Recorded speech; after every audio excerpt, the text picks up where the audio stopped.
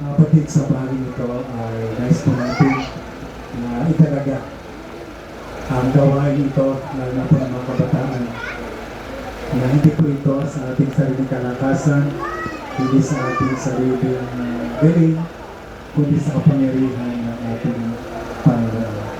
Sabi po ni Sir A.B. ay short devotional po, short devotional.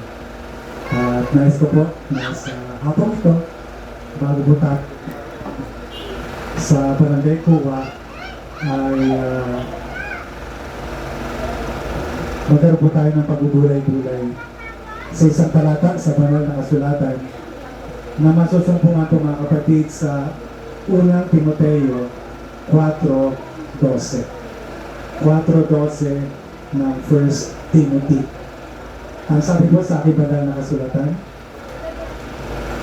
huwag mong hayaang hamaki ng sinuman ang iyong kabataan, kundi ikaw ay maging halimbawa ng mga mananampalataya sa pananalita, pag-uugali, pag-ibig, pananampalataya at sa kalinisan.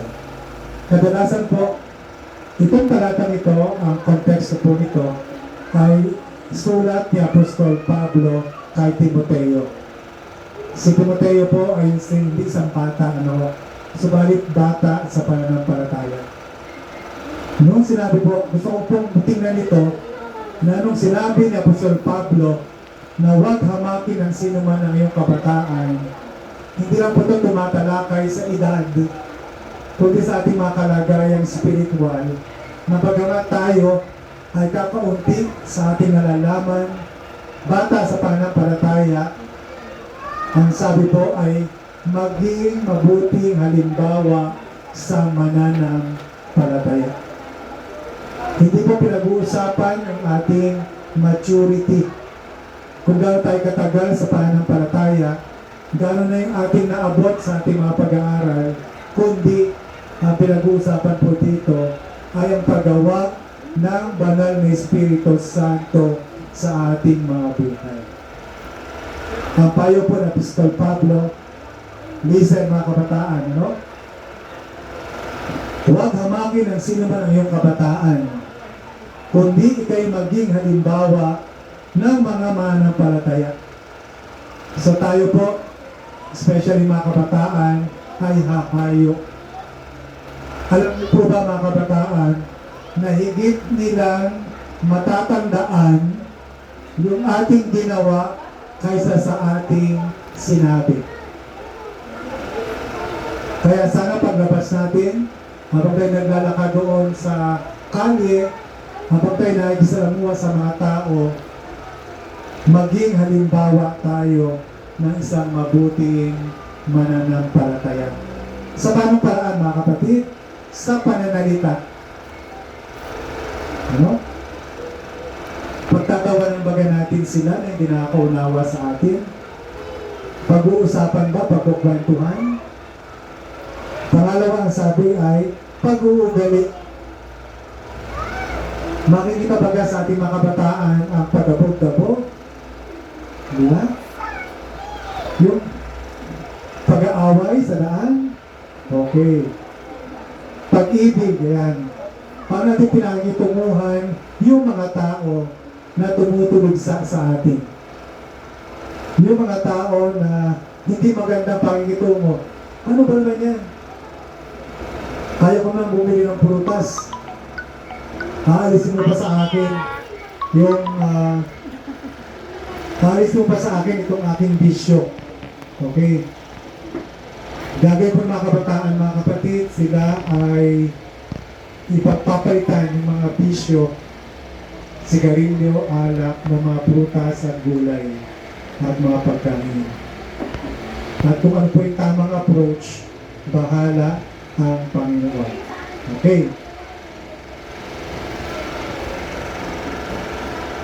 At sa panghuli mga kapatid, ang sabi, sa pananampalataya at sa kalinisan.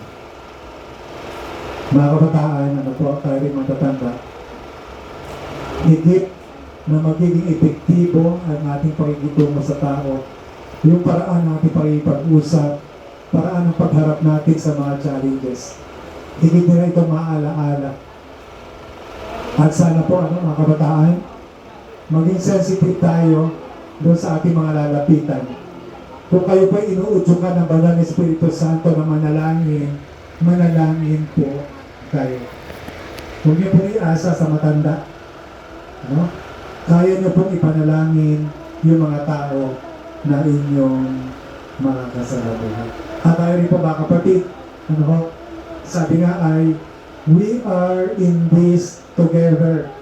Sama-sama po tayo sa gawain ito. Hindi lang po yung JYD, hindi lang po yung Branch Sabbath School, hindi lang yung nightly meetings, kundi hindi rin lang yung medical rally.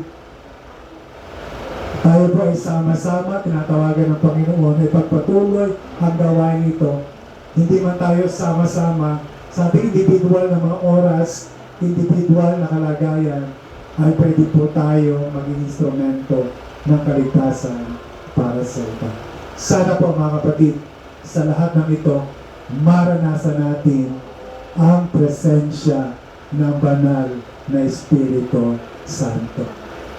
Na sa ating mga karanasan, maaari tayo ay napasok sa ating pagluluto, nainitan sa ating paglalakad, napagod sa mga gawain, patuloy ang katuwaan sa ating mga puso sapagkat tayo sa ating buhay, sa ating paglakad, sa ating pagkisangkot, naranasan natin ang presensya ng banal na Espiritu Santo. Pagpalain po tayong lahat ng ating Diyos ngayong hapon.